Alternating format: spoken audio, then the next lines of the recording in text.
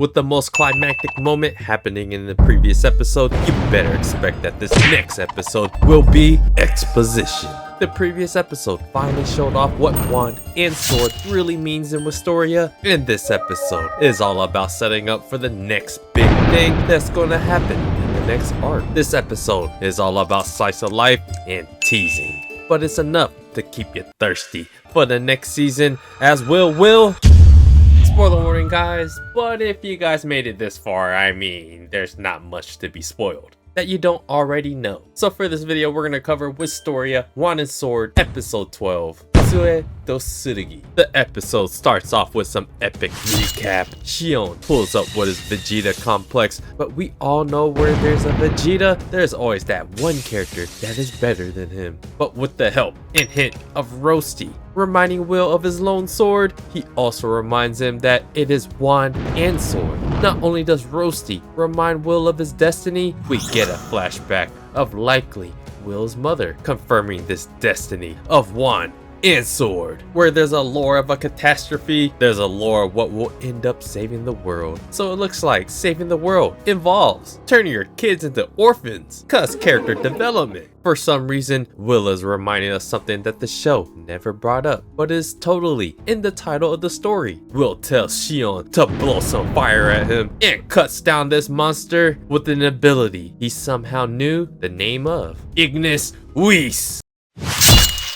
Will realizes the power he just used within his sword with Shion's spell starting to dissipate. But as they start to cheer that the evil Grand Duke has been defeated, a horde of evil sentinels and evil guards come to commit some evil. Then, is it finally time for Workner Sensei and Edward Sensei to do something cool and save the day after the big climactic moment is over? The answer to that question is a large resounding of the word useless. When one of the evil monsters comes down to yeet Julius, something unexpected happens. Remember at the beginning of this arc with the condescending wise man hinting at the light Magia vendor possibly showing up at some point? Well, even he waited until after the big climactic moment to show his face and easily wipe everyone out. And so with light, he wiped out all the evil in the area and save Julius and all the other regarding Magic Academy students' lives. Will is amazed at someone casting such a high-level annihilation spell. Everyone is surprised that King Aaron Mysterious Old King,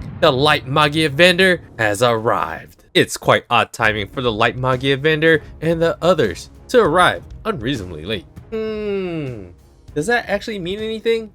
Maybe not. Will sees that the Light Magia vendor and his crew were all in a wardrobe meant for deep diving into the deep dungeon floors, and speculates over if they were coming back up from being in the deeper floors. Before he can finish his thought, the King Magia vendor has some royal words for the children of magic. Everyone that has magic is elated and celebrates. I'm so sorry, Will. Everyone gets on one knee to bow in front of their greatness. Even the flying dragon thing respects this old king. Then what looks like a little kid jumps forward to talk about how the sword still lives on and asks for the Rizzler's name. After Will gives him his name, he asks for this little boy's name, and it is Finn. They shake hands and they make it seem like this is a really big interaction, because it really is. We got the wand and sword lore now, and that dead looking Elfie, the abandonment of the sword from likely his mom, but was likely actually trying to save him. Now we got Finn, who is amazed, and Ari confirms that Will is the sword. Things are about to get really interesting again, but this season looks like it's going to be over, sadly. Remember a couple episodes ago when the villains played the smart move by completing their mission and not getting too mixed up with killing some teenagers? They referenced how there was a danger on their way, and we were all silly enough to think that it was the almost worthless Workner and Edward Sensei, but it was really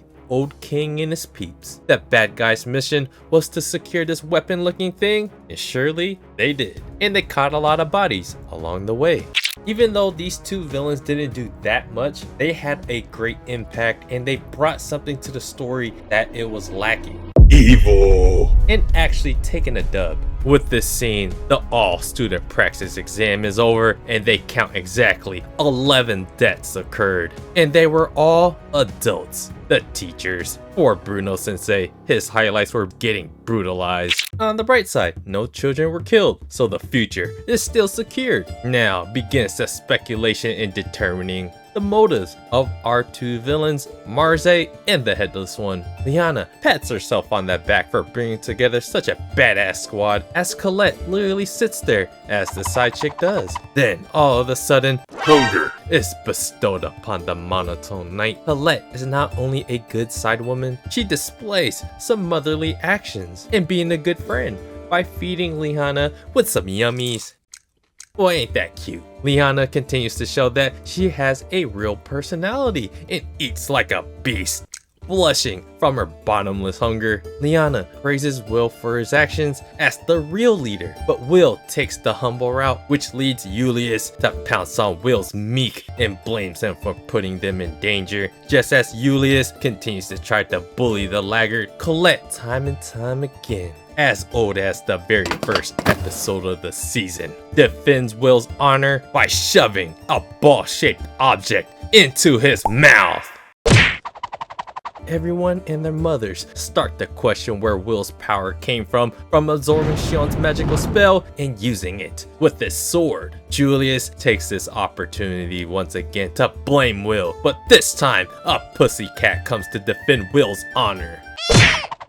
No one knows about Will's power, so it might be finally time for Werkner Sensei to be useful as the mentor-like figure to do something cool and explain some shit. There's no scene of that. After Colette tries to shove a ball-shaped object into Julius's mouth and the pussycat also defends Will's honor, they start to speculate over the Finn-looking kid. With Liana's Owen's knowledge, Finn is likely from the Finn tribe. And just like Will, magic doesn't love them. And just like Will, they know a lot about the dungeon. And apparently they had this contract with the tower that goes back as far as when the Mage Queen was still around. Just like Will, all in all, it looks like that Finn tribe are people that acts as guides, especially when it comes to the dungeon, and probably the lore if they've been around that long. Moving more into the main plot exposition, Vince pulls up to the old Kodoron Kocho. Apparently, they were deep into floor 49 where he presents what they retrieved. And it looks like a sword of some sort, kinda like the one that Marze and the Headless One retrieved. This sword is what they are calling right now the Mage Slayer. Finn explains to Kodoron Kocho on floor 40, they ran into some bad guys that killed 20 high mages, and Finn and the others, they had no choice but to kill the bad guys. But Finn speculates over this Mage Slayer weapon isn't something that was naturally created out of the dungeon, and that some bad guys are doing some experimenting with material that they are finding deep within the dungeon. Okay, we have this dungeon that apparently just births stuff out of nowhere and has all these rare materials in there. Why the hell isn't everyone experimenting anyways? You have a dungeon full of the magic and monsters and who knows what. Like, there's so many undiscovered things there. It should be a pretty commonplace that, you know, a lot of scientific activity should be happening in that dungeon. It looks like Kodoron Kocho will be studying this Mage Slayer that absolutely won't be used against them at some point next season. Then very quickly, Finn gets down to business and absolutely puts the brakes on this fake Bachan looking Kodoron Kocho. He disrespects the head of the regarded Magic Academy and sits cross-legged on her table and interrogates why she kept the sword away from the Finn tribe, since wands are her territory, swords are his territory. Kodoron Kocho explains that Rizilla Will yearns to clap a wand's cheeks and become a Magyar vendor himself. I mean, who can blame him? Narratively, the story is called Wand and Sword. Finnmeister, they awkwardly stare at each other a lot longer than I would have. But it's up to you to interpret and to read between the wrinkles what the real truth is. Like in episode 2, the thought of a sword wanting to become a wand is completely unprecedented. Kodoron Kocho feels that the result of this will be explosive. So we have plot lore, we have backstory lore, Will is probably some unprecedented, prophesized, ancient, powerful dude that has something to do with wand and sword, and the power between them, clearly from the previous episode. But you know what holds this narrative the most in the story? It's the will of Will to want to clap cheeks. This is what it all boils down to. Have we ever seen Will not talk about just wanting to be with Elfie? He has not once talked about, yeah, man, I want to save the world like it's some shonen story. no man, he just wants to be with his girl and clap some cheeks. You know what? I respect it. Finn does this crazy backflip to show that he's a hidden beast himself, and for the time being, he will allow Will's oversight of him to be temporarily in Kotaro and Kocho's hands. However, Finn is going to be a mainstay in the Wistoria story from now on. As Finn leaves, Kotaro and Kocho says that he may do as he pleases, as this is all for passing the heavens. So clearly, what lies beyond the fake sky is going to continue to be the biggest spoiler in this entire story. After a scene with all of this insight into the main plot and some backstory and teasing of what this epic spoiler would be beyond the fake sky, Will is out here bandaged up, but still training with his sword. And of course, his side lady, sympathy booty, Colette Loire, is there to support him. And just as Colette arrives, the Rizzler inadvertently becomes an ass by bringing up his real woman and his real purpose, the symbol. Julius, Wignall, and Liana watch on from above and are amazed at Will's physical prowess. Julius continues looking down on the dwarves by saying Will might actually be one. Wignall continues to echo this prejudiced sentiment by respecting the man he allowed to touch him. So comparing him to a lowly dwarf is disgraceful. Liana stands there like she's used to all this prejudice and puts a smile on her face as she praises Will's sincerity and honesty as she looks to move up the ranks to be Will's real side chick. Shion's Daijobu incident will always live rent-free in his head as he cannot allow the laggard to be ahead of him, so he challenges him to a fight and jumps out. But like the others, he is still jacked up from the fight with the evil monsters. Shion brings up that time at the Grand Magic Festival that Will promised to fight him, and he slides in this caring side of him, that if Will can't beat him, how can he expect to make it to the tower? The creators absolutely cheat us out of a good fight as they play this bullshit ass piano music that wastes away all the animators' incredible work as the creators decide to go with a montage to end the season. Then they show one of the most useless mentor senseis in any shonen I have ever seen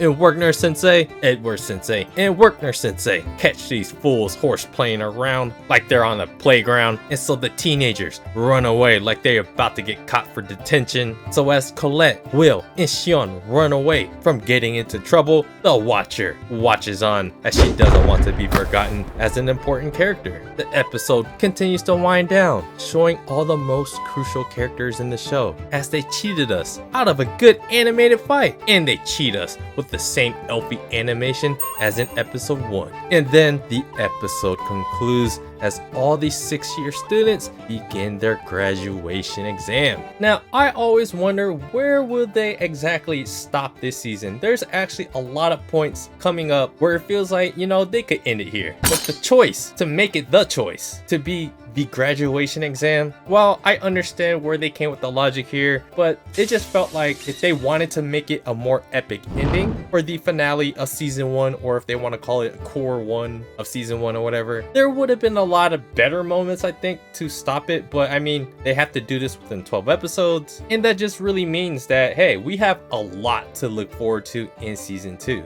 So I can't be mad at them for choosing to stop right here, because Will using that Whis ability really is a big deal in a very big climactic moment for that arc and for all the characters that they spent developing for this moment in episode 11. So this episode really was, obviously, after a really big climactic moment, there's gonna be some slice of life, some downtime, and it's usually a good time for some exposition to build up for the next plot. So really the most insightful part of this episode is Kotaro and Kocho and Finn and figuring out who Finn is. And now within one episode, we've learned a lot about Finn, and he's gonna be around like this entire story now. So Finn is really gonna play a large part of the story. He's a very, very important character who already inserted himself into the lore of Wistoria. And it looks like the Finn tribe is the one half of the puzzle that has to do with the sword side. And Koro and Kocho, she is the leader basically of all the people besides the Magi Evander that controls the wand side. So together, there's supposed to be some epic thing here going on, or whatever they want to allow us to know what is really epic behind this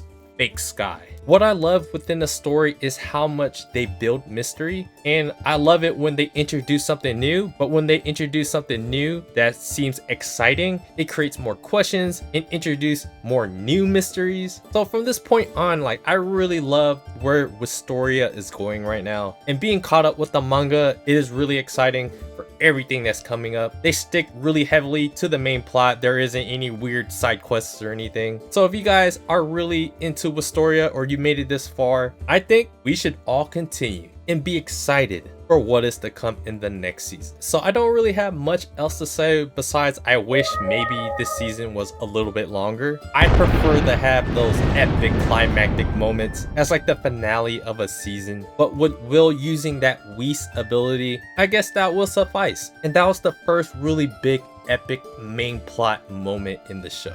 So I still can't really complain that much. So it looks like for season 1, it was all about character developing, bringing all the main characters and main side kind of characters all together. And now in episode 12, they literally just shove Finn in there. They explain how important he is. There's a lot of important context being shoved in. I wouldn't say under our noses, but it's happening really fast right now. The pace is picking up. But yeah, I enjoyed Wistoria, Wand and Sword, and I most definitely enjoyed reading the manga and being caught up with that because it makes me even more excited for what is to come. So for you anime onlys, I would stick around and be excited for what is to come because I think season 2 might end up being better than season 1. So my excitement for continuing to cover Wistoria will continue, and I'll see you guys when the next season comes out. So yeah, let me know what you guys thought all about Wistoria, Wand and Sword, all of season 1 or the first 12 episodes, I guess. I would love to know. And do me a favor, guys, hit the like button, subscribe to the channel if you guys haven't already. Check out my blog at otakusen.com, and I appreciate you guys watching. I'll see you guys on the next video.